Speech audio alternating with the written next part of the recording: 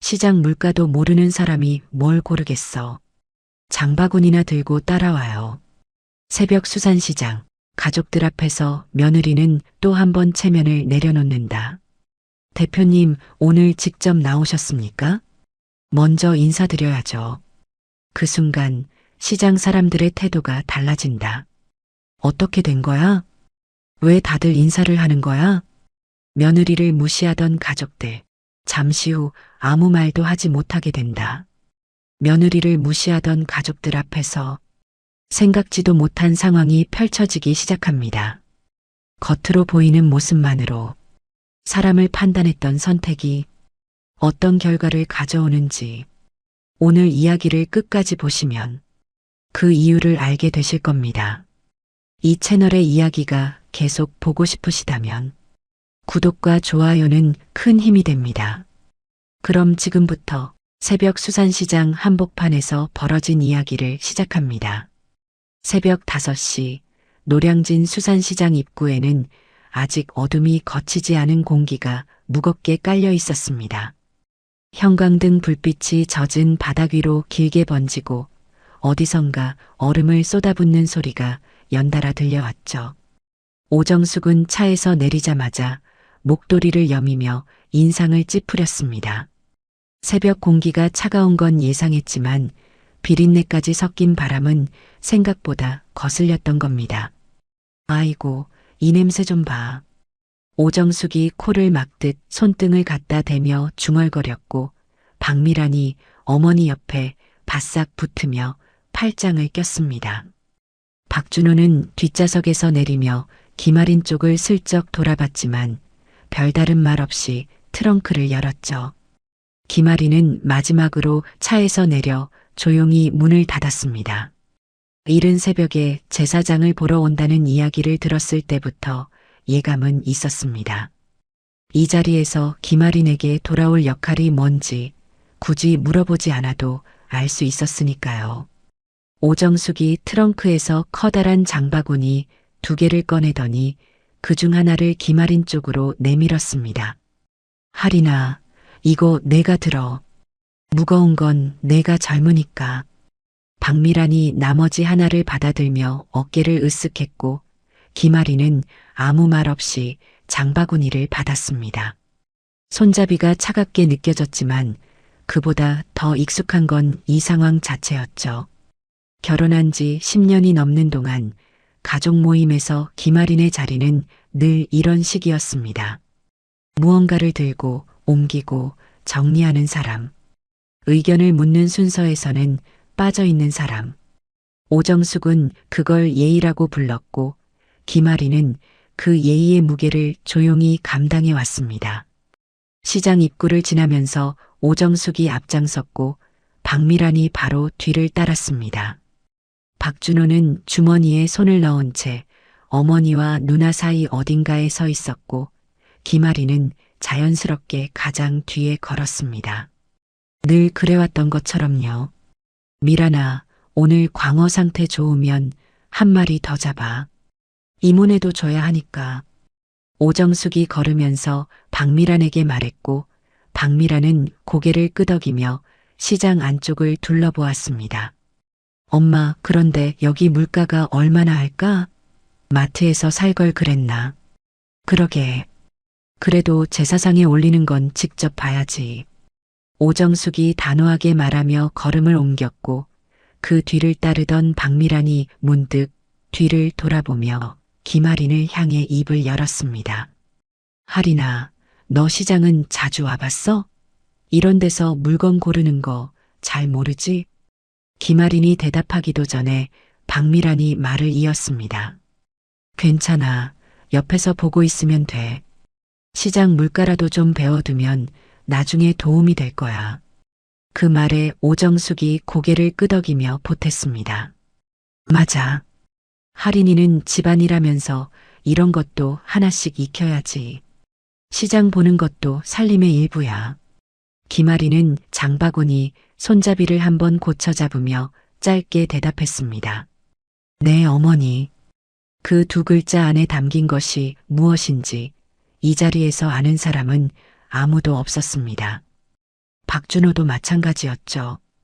김아린이 어떤 일을 하고 어떤 자리에 서 있는 사람인지 이 가족 안에서 제대로 이야기된 적은 한 번도 없었습니다.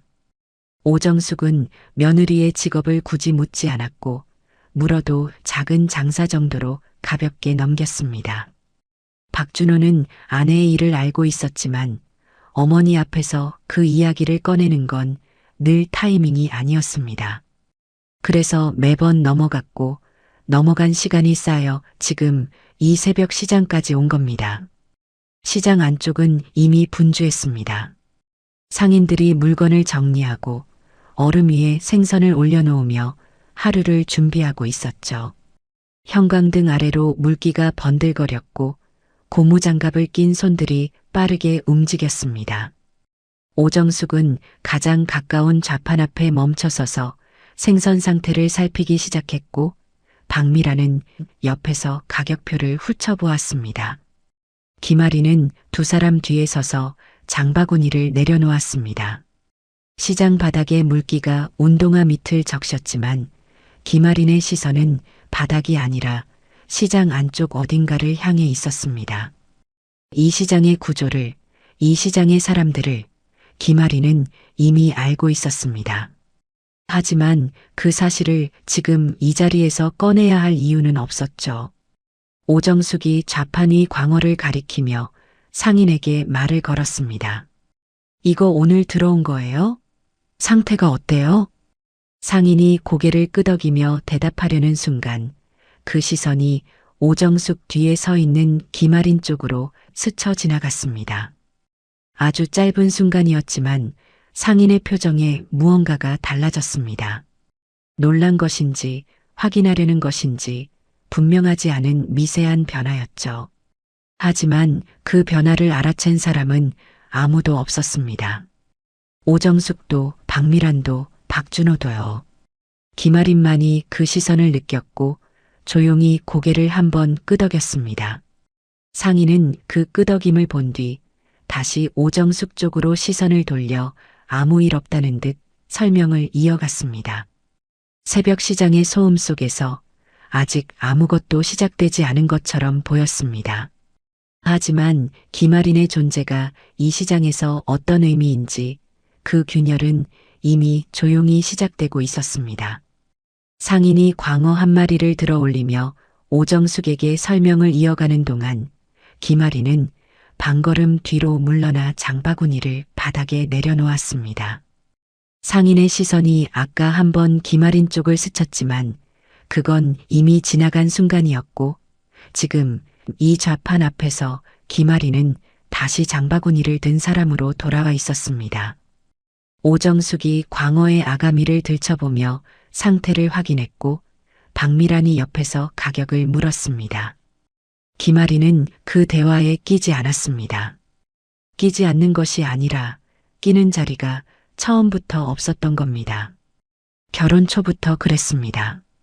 첫 번째 추석, 김아린이 제사상 차림에 대해 의견을 꺼냈을 때 오정숙은 웃으며 말했죠.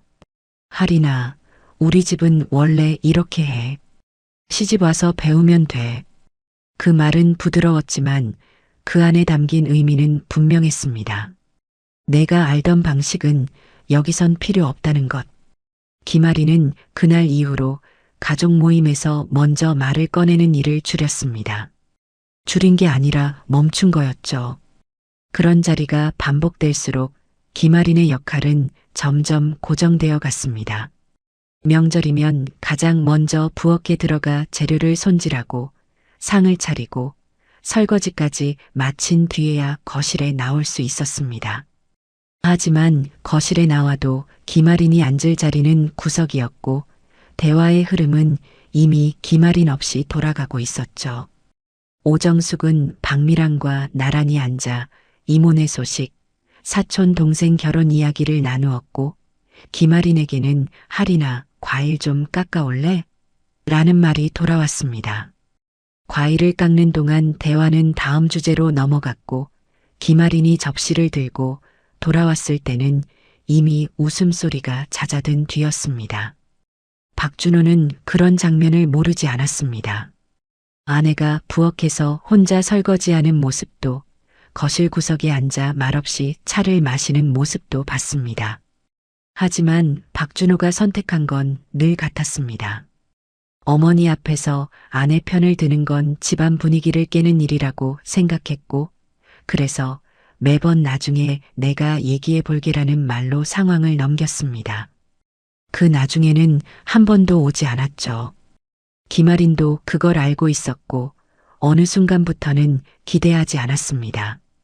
오정숙이 광어 2마리를 골라 비닐봉지에 담는 걸 지켜보며 김아리는 장바구니를 다시 들어 올렸습니다. 상인이 봉지를 건네자 오정숙은 그걸 받아 김아린 쪽으로 내밀었고, 김아리는 무겁게 늘어진 봉지를 장바구니 안에 넣었습니다. 그 동작이 너무 자연스러워서 마치 처음부터 정해진 순서인 것처럼 보였습니다. 엄마, 조기는 저쪽에서 봐야 하지 않아? 박미란이 시장 안쪽을 가리키며 말했고, 오정숙이 고개를 돌려 방향을 살폈습니다. 그때 박준호가 주머니에서 손을 빼며 김아린 쪽으로 다가왔습니다. 무거우면 내가 들까? 김아리는 고개를 저으며 대답했습니다. 괜찮아요. 그 짧은 대화가 전부였습니다. 박준호는 더 말을 붙이지 않았고 다시 어머니 쪽으로 발걸음을 옮겼습니다. 김아리는 그 뒷모습을 잠깐 바라보다가 시선을 거뒀습니다. 남편이 장바구니를 들어주겠다고 한 건 배려였을 수도 있지만 김아린에게 진짜 필요한 건 장바구니를 나눠드는 손이 아니었습니다. 이 가족 안에서 김아린이 어떤 사람인지 한 번이라도 제대로 말해주는 목소리였죠. 하지만 박준호는 그런 말을 한 적이 없었고 김아린도 더 이상 그걸 요구하지 않았습니다. 오정숙이 조기를 파는 좌판 앞에 멈춰서면서 다시 흥정이 시작되었습니다. 오정숙은 상인과 가격을 주고받으며 능숙하게 물건을 골랐고 박미라는 옆에서 거들었습니다. 두 사람 사이에는 오랜 시간 함께 장을 봐온 호흡이 있었고 그 호흡 안에 김아린이 들어갈 틈은 없었습니다. 하린아, 이것도 넣어. 오정숙이 조기 봉지를 건네며 말했고 김아린은 다시 장바구니를 여러 봉지를 넣었습니다. 장바구니가 점점 무거워졌지만 김아린의 표정은 달라지지 않았습니다. 이 무게에 익숙한 사람의 얼굴이었죠. 시장을 걸으며 오정숙이 박미란에게 말했습니다. 미란아, 이따 제사 끝나면 이모한테 전화해. 광어 보내준다고. 알겠어, 엄마. 박미란이 대답하며 걸음을 맞췄고 오정숙은 이어서 덧붙였습니다. 할인이 시댁은 제사를 잘 안 지내나 봐. 시장 오는 것도 어색해하는 거 보면. 그 말은 김아린에게 직접 한 게 아니었습니다. 박미란에게 건넨 말이었지만 김아린의 귀에 닿지 않을 거리가 아니었죠. 오정숙은 이런 식이었습니다. 직접 지적하지 않으면서도 김아린의 배경을 슬쩍 깎아내리는 말을 자연스럽게 흘리는 방식. 그 말 안에는 늘 같은 전제가 깔려 있었습니다. 김아린의 집안은 이 집안만 못하다는 것. 김아린은 시집와서 배워야 할 것이 많은 사람이라는 것. 김아린은 그 말을 들었지만 고개를 돌리지 않았습니다. 장바구니 손잡이를 고쳐 잡으며 걸음을 이어갔을 뿐입니다. 이런 말에 반응하지 않는 것도 오래전에 익힌 방법이었습니다. 반응하면 분위기가 어색해지고 어색해지면 박준호가 곤란해하고 곤란해하는 남편을 보는 것도 결국 김아린의 몫이 되니까요. 박준호는 어머니의 말을 들었는지 못 들었는지 시장 천장 쪽을 올려다보며 걷고 있었습니다. 들었어도 못 들은 척하는 건지 정말 못 들은 건지 김아린은 구분하지 않기로 했습니다. 어느 쪽이든 결과는 같았으니까요. 시장 안쪽으로 들어갈수록 사람들이 많아졌고 상인들의 목소리도 커졌습니다. 오정숙이 새우를 파는 좌판 앞에서 발걸음을 멈추며 다시 물건을 살피기 시작했고 김아린은 두 걸음 뒤에 서서 장바구니를 내려놓았습니다. 무거워진 장바구니 옆에 서서 시장 안쪽을 바라보는 김아린의 눈에 익숙한 풍경이 들어왔습니다. 좌판의 배치, 상인들의 동선, 냉장 컨테이너의 위치까지. 김아린은 이 시장을 잘 알고 있었습니다. 하지만 지금 이 자리에서 그 사실은 아무 의미가 없었습니다. 이 가족 앞에서 김아린은 여전히 장바구니를 드는 사람이었고 시장이 처음인 것처럼 보이는 며느리였으니까요. 오정숙이 새우의 크기를 비교하며 상인과 흥정을 이어가는 동안 김아린은 장바구니 옆에 서서 시장 통로를 바라보고 있었습니다. 그때 맞은편 좌판에서 갈치를 정리하던 상인 하나가 고개를 들었습니다. 50대 중반쯤 되어 보이는 남자였는데 고무장갑을 낀 손으로 갈치를 얼음 위에 올려놓다가 김아린 쪽을 보더니 동작을 멈췄습니다. 한 박자 뒤 그 상인이 고무장갑을 벗으며 좌판 밖으로 나왔습니다. 대표님 아니세요? 목소리가 꽤 컸습니다. 시장 소음 사이로 또렷하게 들릴 만큼. 김아린이 고개를 돌려 상인을 바라봤고 상인은 반가운 표정으로 빠르게 다가왔습니다. 오정숙이 새우를 고르다 말고 뒤를 돌아봤고 박미란도 시선을 옮겼습니다. 안녕하세요. 김아린이 짧게 인사를 건넸고 상인은 두 손을 앞치마에 훔치며 환하게 웃었습니다. 아이고, 대표님이 이 시간에 직접 나오셨네. 오늘 새벽에 통영에서 물량이 좋게 들어왔어요. 갈치가 특히 상태가 좋습니다. 보실래요? 상인은 자연스럽게 자기 좌판 쪽을 가리키며 김아린에게 설명을 시작했습니다. 갈치의 산지, 오늘 입고된 물량 상태, 지난주 대비 가격 변동까지. 그 말투는 단순히 손님에게 물건을 파는 것이 아니었습니다. 거래처 대표에게 보고하듯 정돈된 방식이었죠. 김아린은 상인의 말에 가볍게 고개를 끄덕이며 갈치 상태를 훑어보았습니다. 눈이 맑은지, 비늘 상태가 어떤지, 배 쪽 탄력은 어떤지를 손끝으로 짧게 확인한 뒤 상인에게 말했습니다. 상태 괜찮네요. 이 정도면 유통 넣어도 되겠어요. 상인이 고개를 끄덕이며 대답했습니다. 그럼요. 대표님 거래처 기준이면 충분하죠. 혹시 오늘 발주 넣으실 거예요? 오늘은 개인적으로 온 거예요. 제사 장 보러. 김아린이 뒤쪽을 가볍게 가리키며 말하자 상인이 그제야 오정숙과 박미란 쪽을 발견한 듯 고개를 숙여 인사했습니다. 네. 가족분들이시구나. 실례했습니다. 상인이 물러나며 자기 좌판으로 돌아갔고 김아린은 다시 장바구니가 있는 쪽으로 걸음을 옮겼습니다.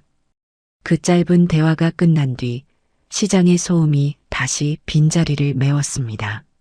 하지만 오정숙의 표정에는 작은 물음표가 떠올라 있었죠. 하리나, 저 사람이 너 아는 사람이야?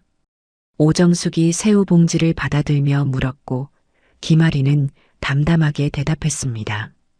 네, 거래처 쪽에서 인사드린 적 있는 분이에요. 거래처? 오정숙이 되물었지만 그 안에 진짜 궁금함은 없었습니다. 확인하려는 것도 아니었고 그저 낯선 상황이 눈앞에서 벌어졌으니 한마디 던져본 것에 가까웠죠.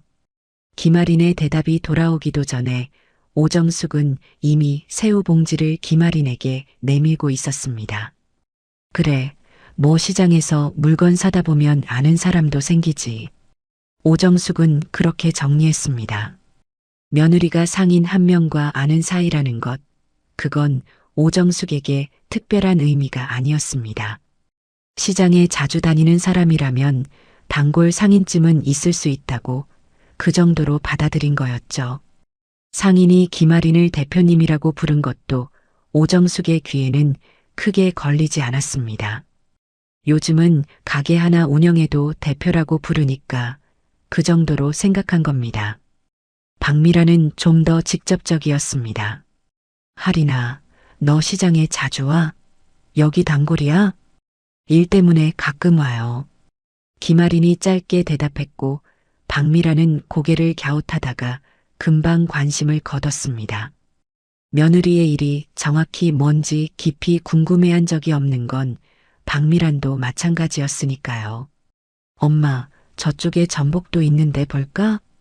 박미란이 화제를 돌렸고 오정숙이 고개를 끄덕이며 발걸음을 옮겼습니다. 방금 전 상인과의 짧은 만남은 그렇게 대수롭지 않은 에피소드로 처리되었습니다. 오정숙의 머릿속에서 김아리는 여전히 장바구니를 드는 며느리였고 상인이 보여준 태도는 시장에서 흔히 있는 일로 정리된 겁니다. 박준호는 달랐습니다. 아내와 상인 사이의 대화를 옆에서 지켜보며 무언가 걸리는 것이 있었습니다. 상인이 김아린에게 물량과 가격을 보고하듯 설명한 방식, 김아린이 갈치 상태를 확인하던 손동작의 능숙함, 가리고 유통 넣어도 되겠다는 판단. 그건 시장에 가끔 장 보러 오는 사람의 태도가 아니었습니다. 박준호는 아내가 수산물 관련 일을 한다는 걸 알고 있었지만 현장에서 그 모습을 직접 본 건 처음이었죠. 그래서 시장 통로를 걸으면서 김아린 쪽을 한 번 더 돌아봤습니다.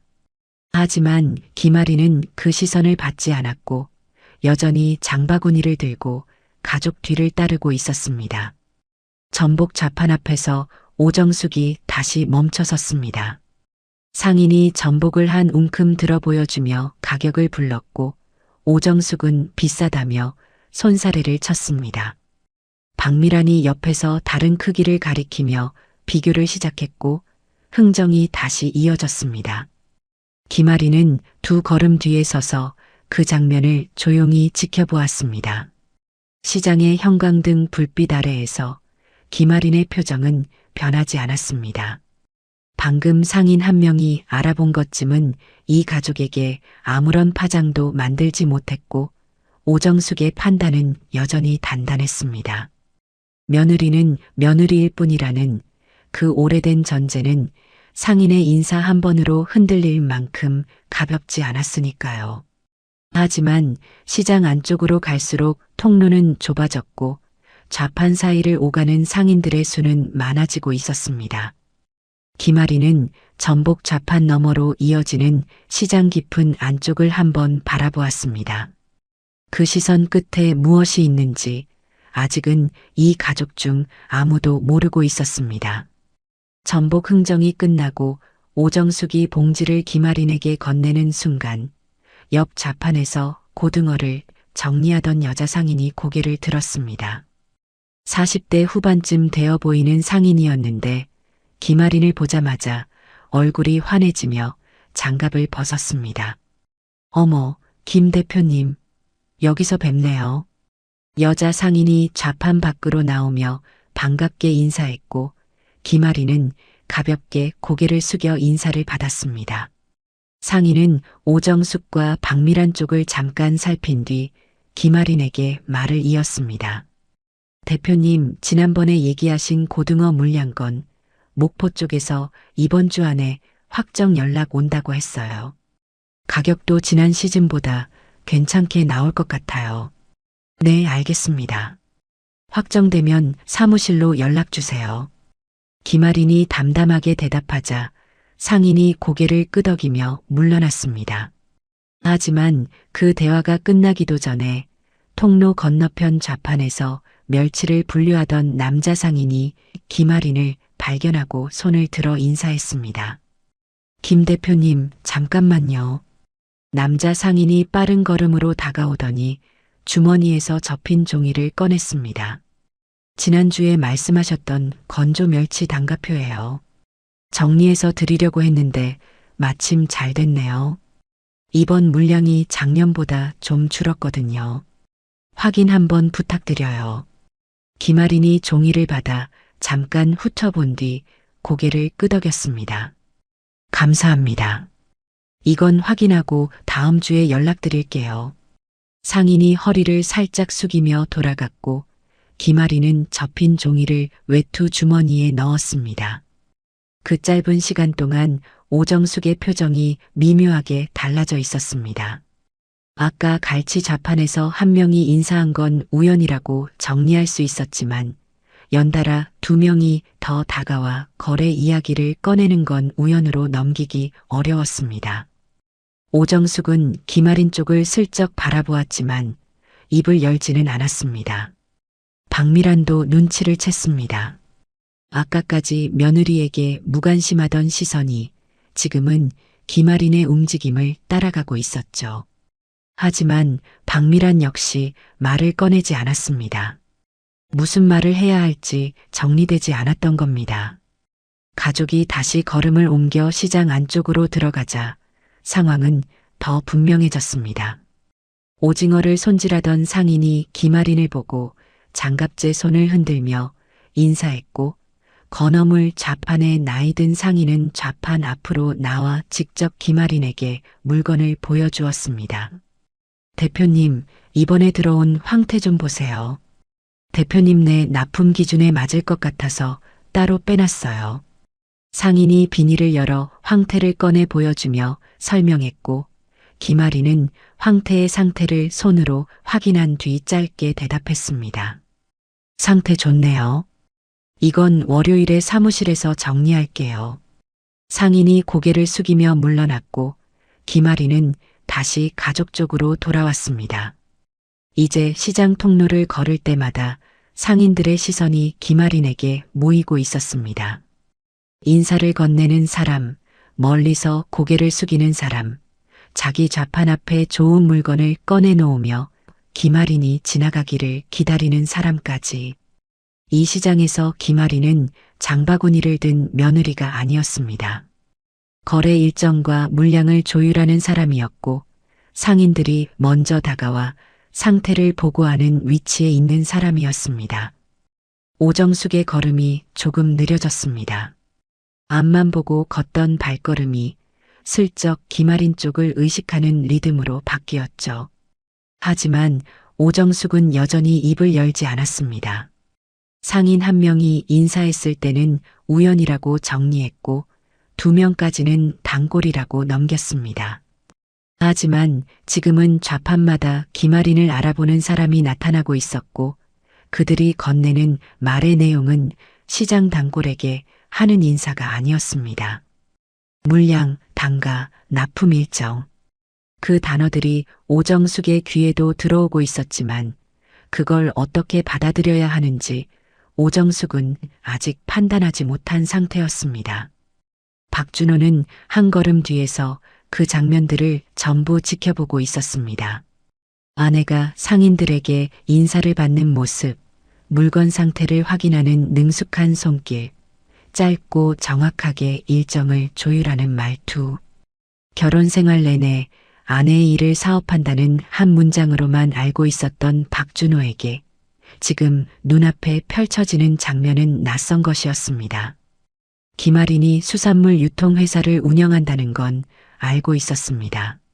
하지만 그 회사가 이 시장에서 어떤 위치인지, 상인들이 김아린을 어떻게 대하는지 그런 구체적인 모습은 한 번도 본 적이 없었죠. 아내가 아침에 출근하고 저녁에 돌아오면 오늘 바빴어?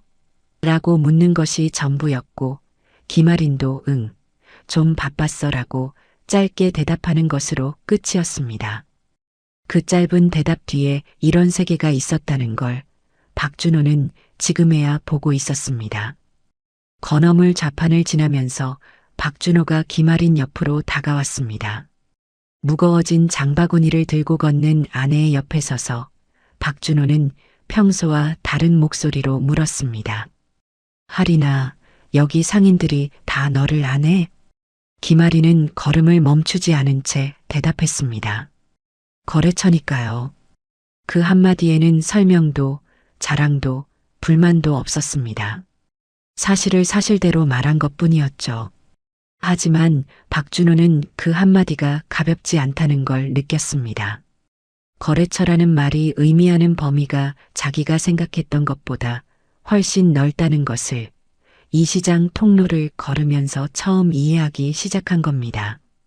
앞에서 걷던 오정숙이 다음 좌판 앞에 멈춰서며 뒤를 돌아보았습니다. 오정숙의 시선은 김아린에게 잠깐 멈추었다가 다시 좌판이 물건으로 옮겨갔습니다. 아직 아무 말도 하지 않았지만 오정숙의 표정에는 아까까지 없던 것이 하나 생겨 있었습니다. 확신이 흔들리는 사람 특유의 입술을 다무는 표정이었죠. 하지만 오정숙은 그 흔들림을 드러내지 않은 채 상인에게 먼저 말을 걸었고 시장의 소음이 다시 그 위를 덮었습니다. 오정숙이 좌판 위 해삼을 살피며 상인과 가격을 주고받는 사이 시장 안쪽 통로 끝에서 누군가 빠른 걸음으로 다가오고 있었습니다. 60대 초반의 남자였는데 회색 점퍼에 깔끔한 면바지를 입고 있었고 목에는 상인의 명찰이 걸려 있었죠. 남자는 김아린을 발견하자 걸음을 더 빠르게 옮기며 손을 들어 올렸습니다. 아이고, 김 대표님. 목소리가 시장 통로에 크게 울렸고 주변 상인 몇 명이 고개를 돌렸습니다. 오정숙도 흥정을 멈추고 소리가 난 쪽을 바라봤죠. 남자가 김아린 앞에 도착하더니 두 손으로 김아린의 손을 잡으며 말했습니다. 대표님이 이 시간에 직접 오실 줄은 몰랐네요. 연락을 주시지 제가 나와서 모셨을 텐데. 김아린이 조용히 웃으며 대답했습니다. 이태수 회장님, 오늘은 일로 온 게 아니에요. 집안 제사 장 보러 왔어요. 이태수라 불린 남자는 상인회장이었습니다. 김아린의 말에 고개를 끄덕이면서도 잡은 손을 쉽게 놓지 않았고 표정에는 단순한 인사 이상의 존중이 담겨 있었습니다. 이태수가 김아린 뒤에 서 있는 오정숙과 박미란, 박준호를 차례로 살피더니 허리를 숙여 인사했습니다. 가족분들이시군요. 반갑습니다. 저는 이 시장 상인회장 이태수라고 합니다. 오정숙이 어색하게 고개를 끄덕였고 박미라는 입을 다문 채 상인회장의 명찰을 바라보았습니다. 이태수는 다시 김아린 쪽으로 몸을 돌리며 말을 이었습니다. 대표님, 지난달에 도입한 전산 시스템 말이에요. 상인들 반응이 정말 좋습니다. 입출고 확인이 간편해졌다고 다들 고마워하고 있어요. 그건 상인분들이 잘 적응하신 거예요. 저희는 시스템만 제안한 거니까요. 김아린이 겸손하게 답했지만 이태수는 고개를 가로저으며 말했습니다. 아니에요, 대표님. 솔직히 말하면 이 시장이 지금처럼 돌아가는 게 김 대표님 덕분인 거 다 알아요. 유통구조 정리해 주시고 산지 직거래 라인도 대표님이 연결해 주신 거잖아요. 예전에는 중간 단계가 많아서 가격이 올라갈 수밖에 없었는데 대표님이 정리해 주신 뒤로 상인들 마진이 좋아졌어요. 이태수의 말이 이어지는 동안 시장 통로에 미묘한 변화가 생겼습니다. 주변 좌판의 상인 몇 명이 하던 일을 멈추고 이쪽을 바라보고 있었고 그중 한 명은 김아린을 향해 가볍게 목례를 했습니다. 상인회장이 직접 나와 대화하는 장면 자체가 이 시장에서 흔한 일이 아니라는 걸 그 시선들이 말해주고 있었죠. 오정숙은 이태수의 말을 한 글자도 놓치지 않고 듣고 있었습니다. 유통구조, 산지 직거래, 시스템 도입. 그 단어들은 오정숙이 평소에 쓰는 말이 아니었지만 그 안에 담긴 의미는 이해할 수 있었습니다. 며느리가 이 시장에서 물건을 사는 사람이 아니라 이 시장이 돌아가는 방식 자체에 관여하고 있다는 것. 상인 한두 명이 아는 척한 게 아니라 상인회장이 직접 나와서 인사하고 고마워하는 위치에 있다는 것. 오정숙은 해삼 좌판 앞에 선 채로 이제서야 아까부터 이어진 장면들을 하나로 연결하기 시작했습니다. 이태수가 김아린에게 한 발짝 다가서며 목소리를 낮추어 말했습니다. 대표님, 다음 달 상인회 정기 모임에 한 번만 더 와주실 수 있을까요? 대표님이 제안하신 공동 구매권, 상인들이 직접 이야기를 듣고 싶어 해요. 일정 확인해보고 연락드릴게요. 김아린이 짧게 대답하자 이태수가 고개를 깊이 숙이며 물러났습니다. 네, 감사합니다. 가족분들과 좋은 시간 보내세요.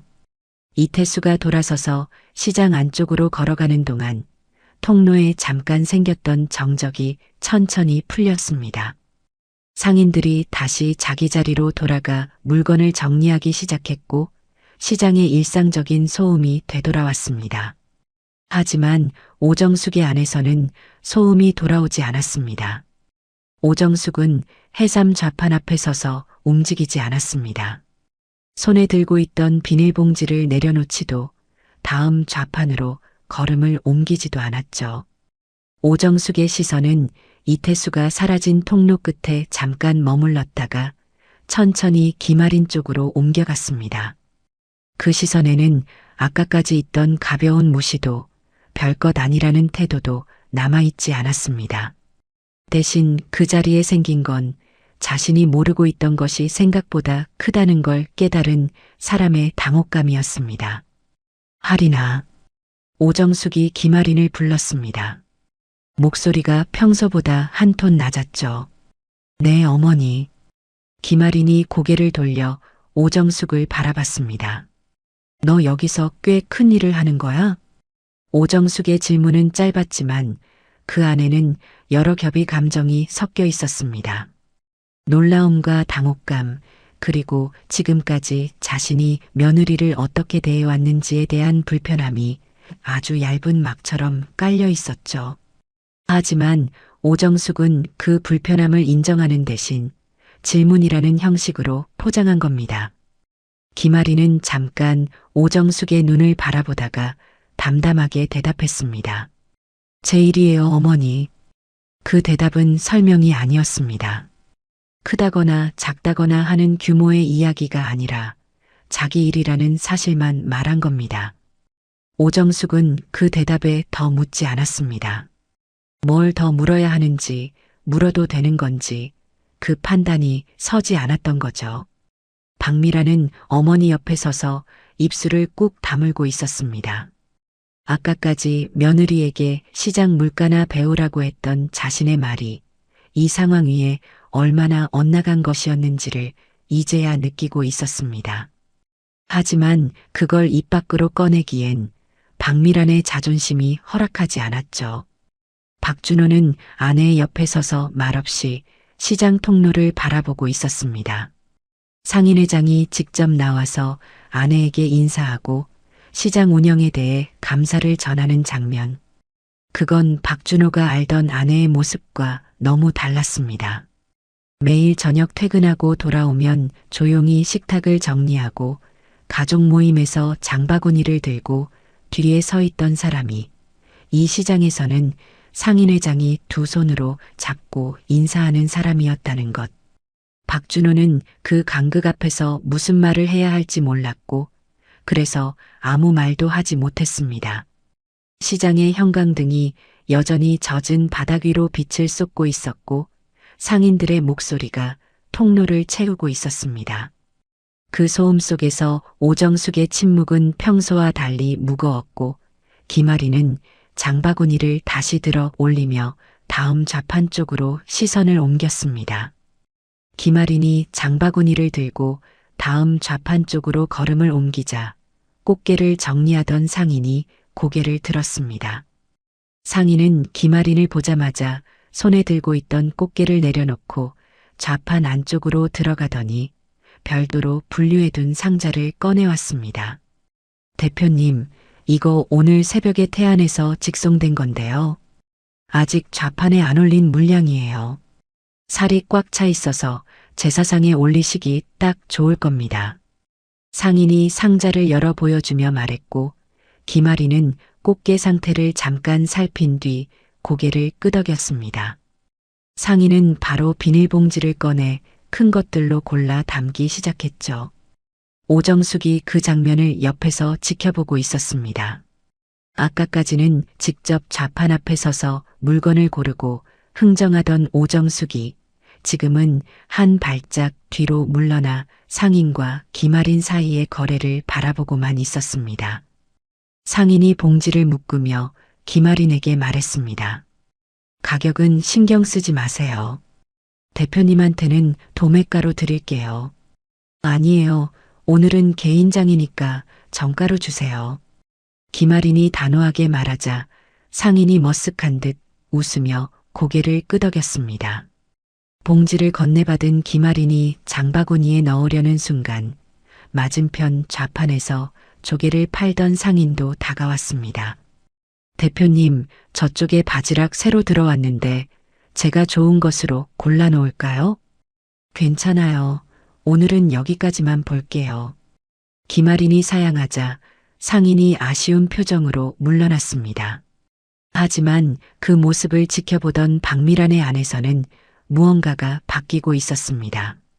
아까 상인회장이 나타났을 때 느낀 당혹감이 지금은 다른 형태로 변해 있었죠. 상인들이 김아린에게 좋은 물건을 먼저 내놓고 가격도 따로 챙겨주겠다고 하는 장면을 보면서 박미란은 어떤 계산을 하고 있었습니다. 박미란이 김아린 옆으로 다가왔습니다. 아까까지와는 다른 걸음이었죠. 시장 입구에서 며느리에게 시장 물가나 배우라고 했던 사람의 걸음이 아니라 무언가를 부탁하려는 사람의 조심스러운 걸음이었습니다.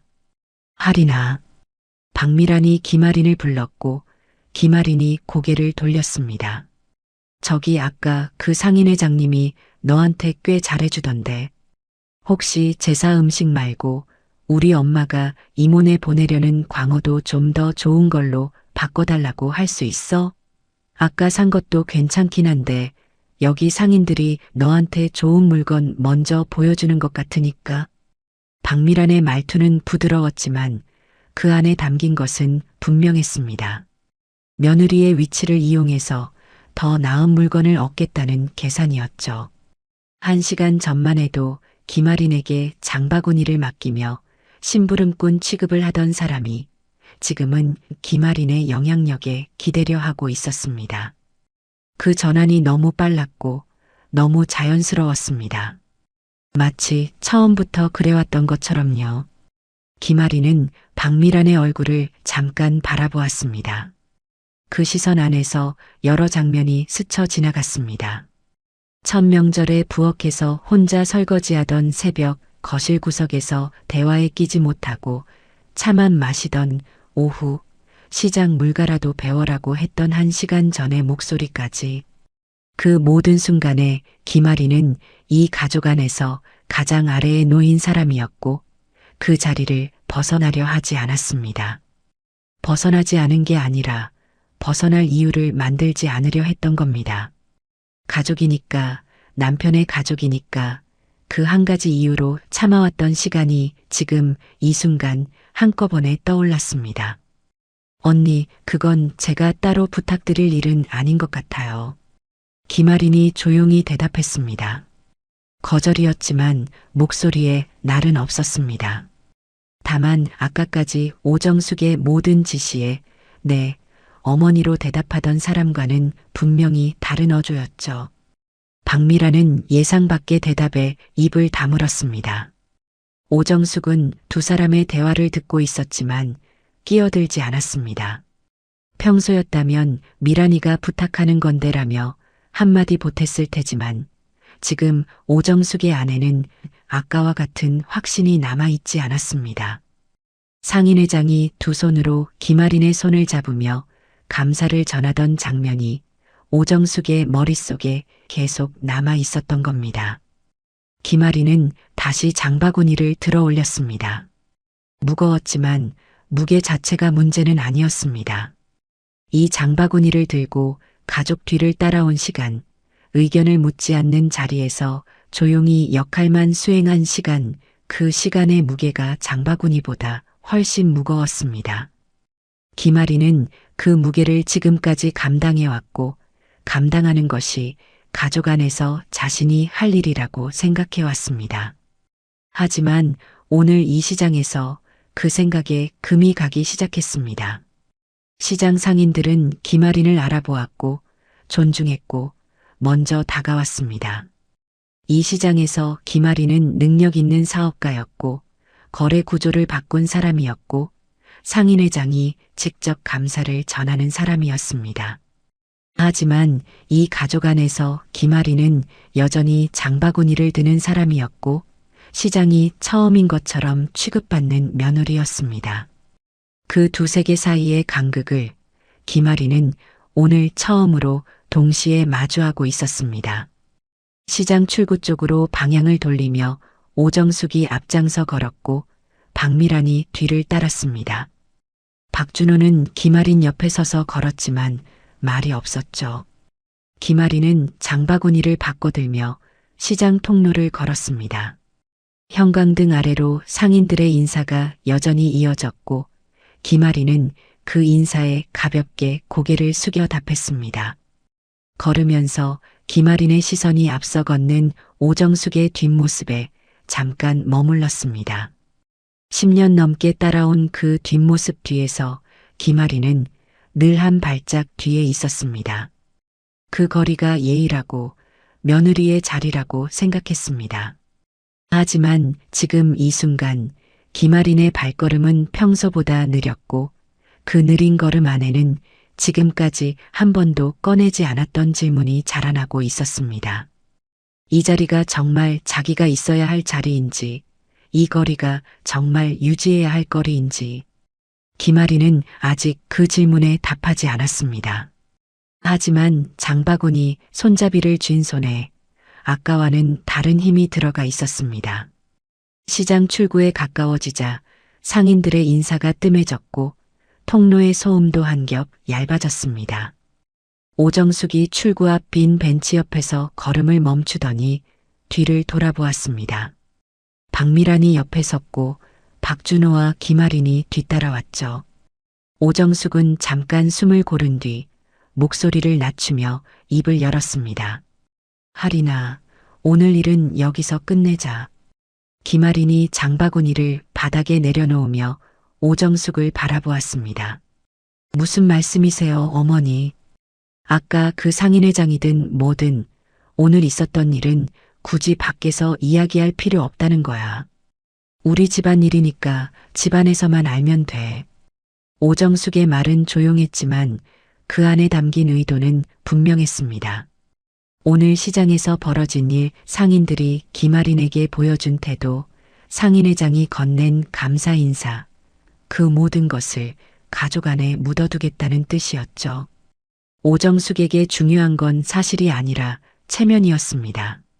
며느리가 시장에서 영향력 있는 사람이라는 사실이 바깥에 알려지면 그동안 며느리를 어떻게 대해왔는지도 함께 드러나게 됩니다.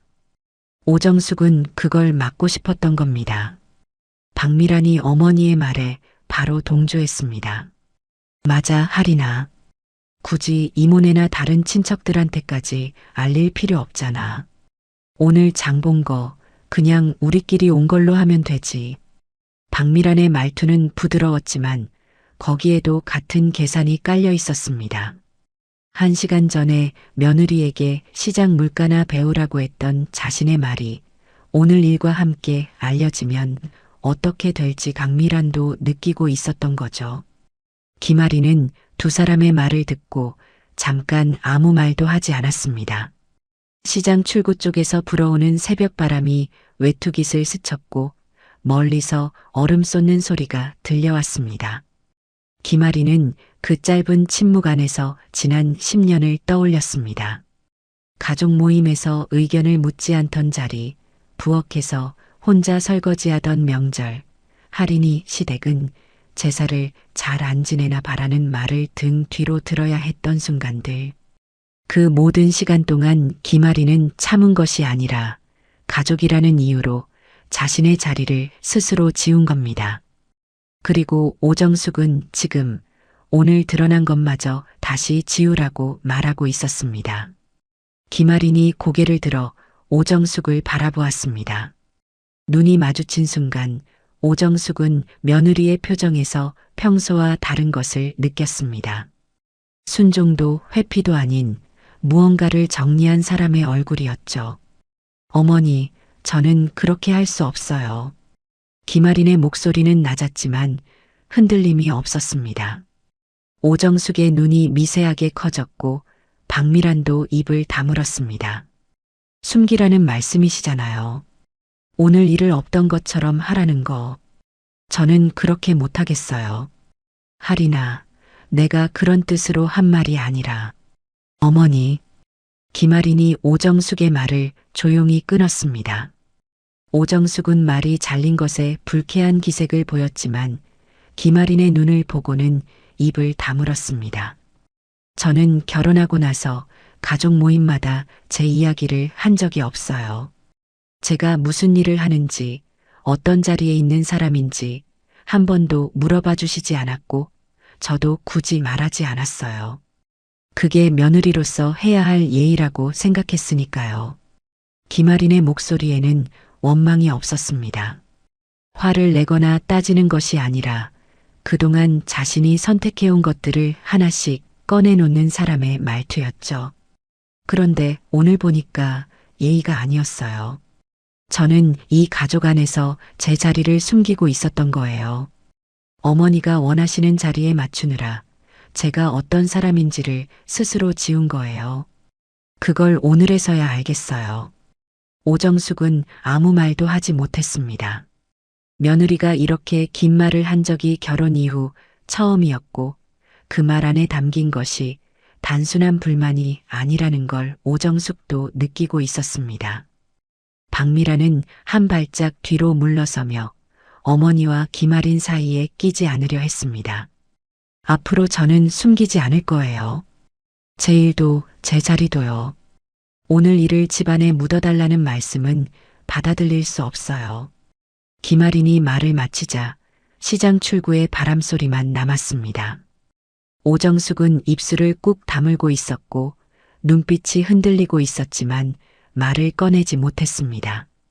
며느리에게 반박하고 싶었지만 오늘 시장에서 본 것들이 오정숙의 말을 막고 있었습니다. 상인회장이 두 손으로 잡은 며느리의 손, 좌판마다 먼저 다가온 상인들의 태도, 그 장면들을 직접 본 이상 예전처럼 가볍게 넘길 수 없다는 걸 오정숙도 알고 있었죠. 그때 박준호가 한 걸음 앞으로 나왔습니다. 시장에 도착한 이후로 줄곧 주머니에 손을 넣고 가족 뒤에 서 있던 박준호가 처음으로 대화의 안쪽으로 들어온 겁니다. 어머니, 할인이 말이 맞아요. 오정숙이 아들을 바라봤습니다. 박준호는 어머니의 시선을 피하지 않았습니다. 저도 오늘 처음 알았어요. 할인이가 여기서 어떤 사람인지. 솔직히 부끄럽습니다. 같이 살면서 아내가 어떤 일을 하는지 제대로 관심을 가진 적이 없었으니까요. 박준호의 목소리가 살짝 떨렸지만 말을 멈추지 않았습니다. 어머니가 체면을 중요하게 생각하시는 거 알아요. 하지만 오늘 일을 숨기는 건 체면을 지키는 게 아니라 할인이를 또 지우는 거예요. 저는 더 이상 그걸 모른 척 못하겠어요. 오정숙의 입술이 미세하게 떨렸습니다. 아들이 며느리 편을 든 것은 결혼 이후 처음이었고 그 말 안에 담긴 무게는 오정숙이 예상한 것보다 훨씬 컸습니다. 박미라는 고개를 숙인 채 아무 말도 하지 못했죠. 김아리는 남편의 말을 듣고 잠깐 박준호를 바라보았습니다. 놀라움보다는 오래 기다린 것이 늦게나마 도착한 사람의 표정이었습니다. 하지만 김아리는 거기에 기대지 않았습니다. 남편의 지지가 고마웠지만 지금 김아린이 하는 선택은 남편의 말 때문이 아니라 자기 자신의 결정이었으니까요. 시장 출구의 형광등 아래에서 네 사람이 서로를 바라보며 서 있었습니다. 오정숙은 아직 입을 열지 못했고 김아린은 더 이상 말을 보태지 않았습니다. 할 말은 다 했고 그 말의 무게는 이제 오정숙에게 넘어간 거였죠. 새벽 시장의 소음이 출구까지 10개 번져오고 있었고 그 소리 사이로 네 사람 사이의 거리가 조금씩 달라지고 있었습니다. 오정숙은 한참 동안 입을 열지 못했습니다.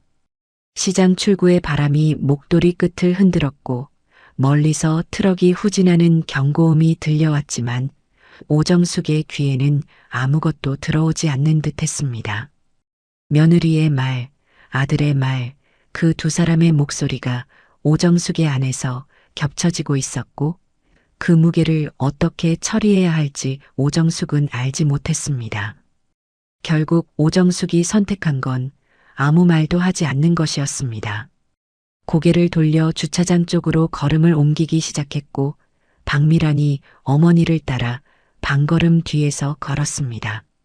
네 사람은 말없이 주차장까지 걸었습니다.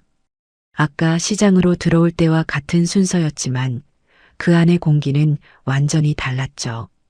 오정숙이 앞장서고 박미란이 뒤따르는 건 같았지만 오정숙의 걸음에는 아까의 여유가 없었습니다. 등이 살짝 굽어 있었고 발걸음이 평소보다 빨랐습니다. 불편한 자리에서 빨리 벗어나고 싶은 사람의 걸음이었죠. 차 앞에 도착하자 박준호가 트렁크를 열었고 김아린이 장바구니를 내려 트렁크 안에 넣었습니다. 오정숙은 조수석 문을 열다가 멈추었고 뒤를 돌아보지 않은 채 낮은 목소리로 말했습니다. 가자. 집에 가서 제사 준비해야지. 그 한마디가 오정숙이 이 상황에 대해 내놓은 전부였습니다. 반박도 수긍도 사과도 아닌 화제를 돌리는 방식. 오정숙은 늘 그래왔습니다. 자신이 불리한 상황에서는 정면으로 맞서는 대신 다음 일정으로 넘어가는 것. 하지만 오늘은 그 방식이 예전처럼 작동하지 않았습니다. 어머니, 김아린이 트렁크를 닫으며 오정숙을 불렀습니다. 오정숙이 조수석 문을 잡은 채 멈추었고 고개를 반쯤 돌렸습니다. 한 가지만 더 말씀드릴게요. 김아린의 목소리는 차분했습니다. 아까 시장 출구에서처럼 격앙되지도 않았고 감정을 실은 것도 아니었습니다. 오히려 이미 결정을 내린 사람의 담담함이 묻어 있었죠. 앞으로 가족 모임은 꼭 필요한 것만 참석하겠습니다. 오정숙의 손이 차 문 위에서 미세하게 움직였습니다. 박미란이 뒷좌석 문을 열다가 손을 멈추었고 박준호는 운전석 쪽에 서서 아내를 바라보았습니다. 제사나 큰 명절에는 가겠지만 그 외의 모임에는 참석하지 않을 거예요. 억지로 빠지겠다는 게 아니라 저한테 필요한 거리를 두겠다는 뜻이에요. 김아리는 거기서 말을 멈추었습니다. 더 설명하지 않았고 이유를 덧붙이지도 않았습니다. 오정숙이 고개를 완전히 돌려 김아린을 바라보았습니다. 오정숙의 눈에는 여러 감정이 엉켜 있었지만 가장 바깥에 드러난 건 당혹감이었습니다. 며느리가 가족 모임에서 빠지겠다고 선언하는 상황 자체가 오정숙의 경험 안에는 없었던 겁니다. 그게 무슨 소리야? 가족이면 당연히. 어머니, 가족이니까요. 김아린이 오정숙의 말을 받으며 대답했습니다. 가족이니까 끊겠다는 게 아니에요. 가족이니까 거리를 두는 거예요. 지금처럼 계속 가까이 있으면 저도 어머니도 서로 더 힘들어질 것 같아요. 오정숙은 입을 열었다가 다물었습니다. 반박하려 했지만 반박할 말이 떠오르지 않았습니다. 오늘 시장에서 본 것들, 상인들이 며느리에게 보여준 존중, 상인회장이 건넨 감사, 그리고 자신이 그 며느리에게 장바구니를 건네며 심부름을 맡겼던 장면까지 그 모든 것이 오정숙의 말을 가로막고 있었습니다. 체면을 중시하는 오정숙에게 지금 이 상황에서 며느리에게 돌아오라고 말하는 건 오히려 체면을 더 깎는 일이 될 수 있다는 걸 오정숙도 알고 있었죠. 박미라는 뒷좌석 문을 열고 안으로 들어가며 고개를 숙였습니다.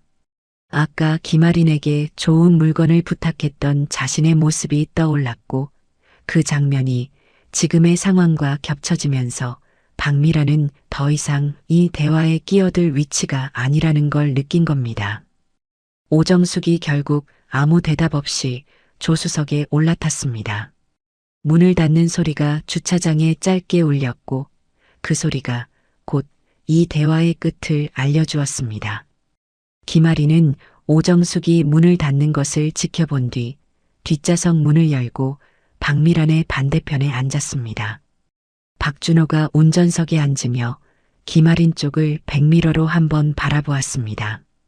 김아리는 안전벨트를 매며 창밖을 바라보고 있었고 그 옆모습은 평소보다 가벼워 보였습니다. 짐을 내려놓은 사람 특유의 어깨에 힘이 빠진 모습이었죠. 박준호는 시동을 걸며 아내에게 작은 목소리로 말했습니다. 하리나 잘했어. 김아리는 창밖을 보며 짧게 대답했습니다. 고마워요. 차가 주차장을 빠져나가며 시장 건물 옆을 지났습니다. 새벽 6시가 넘어가고 있었고 시장 입구에는 이제 막 도착한 소매 손님들이 하나둘 들어가고 있었습니다. 상인들의 목소리가 차 유리 너머로 희미하게 들려왔고 얼음 위에 올려진 생선들이 형광등 아래에서 은빛으로 빛나고 있었습니다. 차 안은 조용했습니다. 오정숙은 조수석에서 앞만 바라보고 있었고 박미라는 고개를 숙인 채 핸드폰 화면을 만지작거렸습니다. 두 사람 모두 김아린에게 말을 걸지 않았습니다. 말을 걸 수 없었던 거죠. 1시간 전만 해도 이 차 안에서 김아린은 장바구니를 건네받는 사람이었고 시장이 처음이니 배우라는 말을 듣는 사람이었습니다. 하지만 지금은 아무도 김아린에게 무언가를 시키거나 가르치려 하지 않았습니다. 그 침묵 자체가 관계가 달라졌다는 증거였습니다. 김아린은 창밖으로 스쳐 지나가는 새벽 거리를 바라보았습니다. 시장의 불빛이 점점 멀어지고 있었고 하늘은 아직 어두웠지만 끝자락에 옅은 빛이 번지기 시작했습니다. 김아린은 그 빛을 바라보며 조용히 숨을 내쉬었습니다. 오늘 이후 가족 모임의 자리가 줄어들겠지만 그건 관계를 끊는 것이 아니었습니다. 자신의 자리를 되찾는 것이었죠. 더 이상 장바구니를 드는 사람이 아니라 자기 이름으로 서 있는 사람으로. 그 거리가 지금의 김아린에게는 필요했고 그 선택이 오늘의 결론이었습니다. 차가 큰 도로에 접어들자 시장의 소음은 완전히 사라졌고 새벽도로 위에는 드문드문 차량만 지나가고 있었습니다. 백미러 속에서 시장 건물의 불빛이 작아지다가 모퉁이를 돌며 보이지 않게 되었습니다. 김아리는 그 불빛이 사라지는 걸 끝까지 바라보다가 시선을 앞으로 돌렸습니다. 앞 유리 너머로 새벽 하늘이 천천히 밝아지고 있었고 김아리는 처음으로 이 차 안에서 등을 기대고 앉았습니다. 각자의 자리에서 서로를 다시 보게 된 하루였습니다. 말 한마디, 태도 하나가 관계를 얼마나 바꿀 수 있는지 조용히 남겨준 시간이었습니다. 끝까지 시청해 주셔서 감사합니다.